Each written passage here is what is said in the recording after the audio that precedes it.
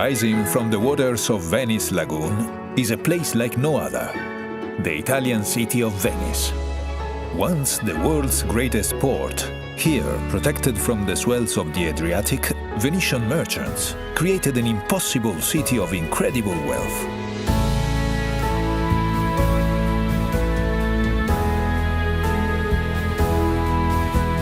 Long hailed as the most breathtaking city on earth, there is no denying that sometimes Venice can be overwhelmed with admirers. But if you take your time and treat her gently, she will reward you with moments of profound beauty and bliss.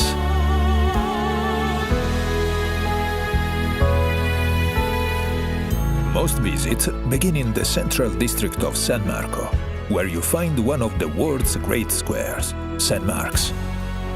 Arrive with the dawn, and the piazza will be yours to enjoy, without the crowds. St. Mark's Square is surrounded by some of the city's finest architectural jewels, but there are none greater than St. Mark's Basilica, a treasure house of holy relics, from the body of St. Mark to a lock of the Virgin Mary's hair. St. Mark was known as Mark the Lion-Hearted, and everywhere you turn in Venice, you'll see this proud symbol. Across from the Basilica stands the city's beloved bell tower, St. Mark's Campanile. Climb the tower to see Venice stretch out in all her marble and red-tiled splendor.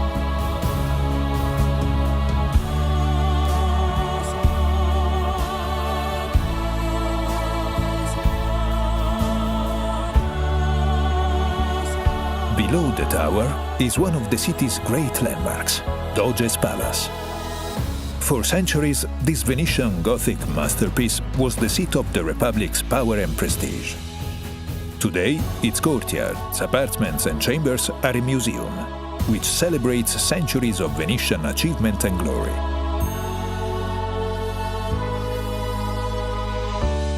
Just outside stand the columns of San Marco and San Teodoro, the traditional gateway to the city. Here, under the winged lion of Venice, begin your journey along one of the world's great aquatic thoroughfares, the Grand Canal. For almost 2.5 miles, the canal winds through Venice. It is her main artery, her lifeblood. Ride the Vaporetto dell'Arte and explore the canal's treasures at your leisure. Or ride in true Venetian style by gondola, which Mark Twain once called the gentlest form of locomotion ever devised.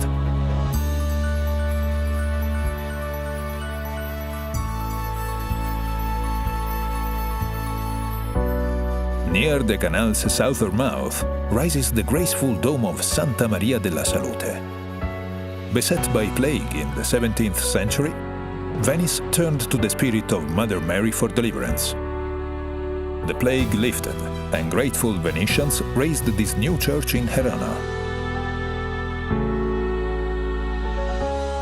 All along the canal, elegant palazzos, once the homes of wealthy merchants, slip by as if in a dream.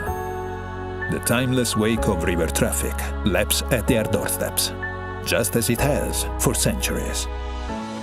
Today, many of the palazzos are home to museums and galleries.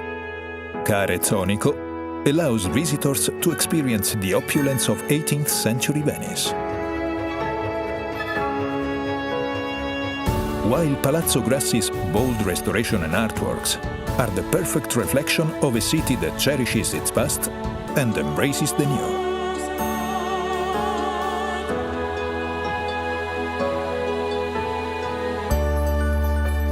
Venice has a way of capturing hearts. In the 1940s, American heiress Peggy Guggenheim made their home on the Grand Canal. Today, her passion for Venice lives on through her incredible collection of modern art, which brings joy to the hundreds of art lovers who visit each day.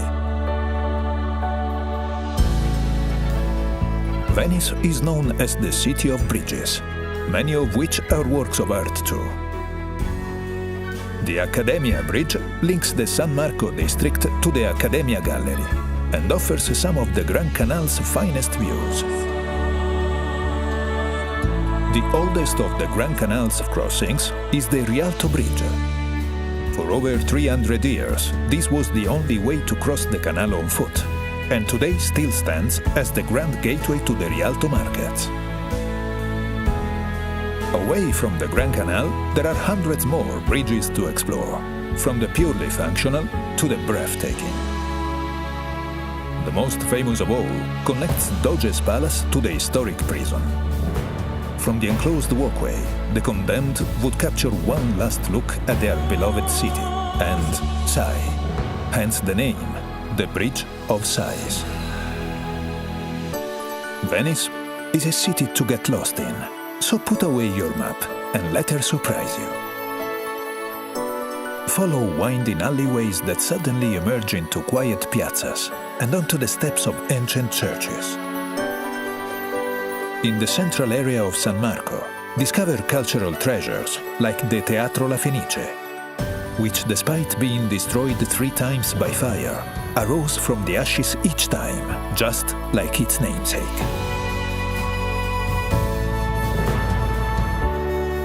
The further you roam, the fewer travelers you'll see, and the more locals you'll meet.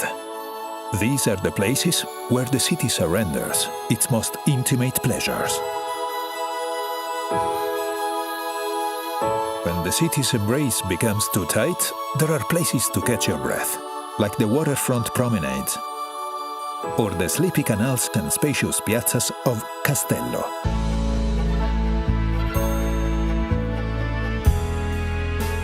Venice was long the epicenter of European glassmaking.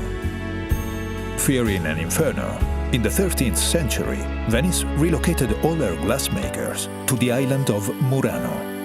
700 years later, the descendants of these artisans still create works of incredible delicacy and color.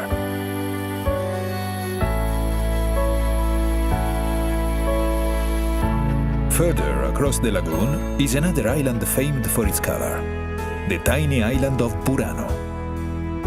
Legend has it that fishermen painted their houses in distinctive colors so they could find their way home through the lagoon's fogs.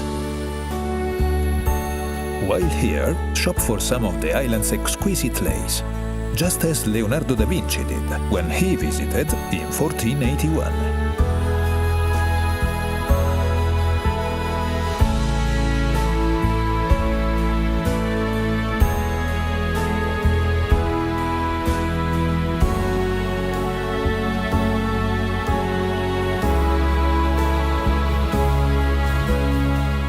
From the adventures of Marco Polo and Casanova to the artistry of Vivaldi and Bellini, Venice has shone her light into the far corners of the world for over 1,500 years.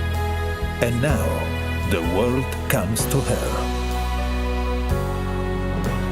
Just remember, Venice smiles upon those who linger.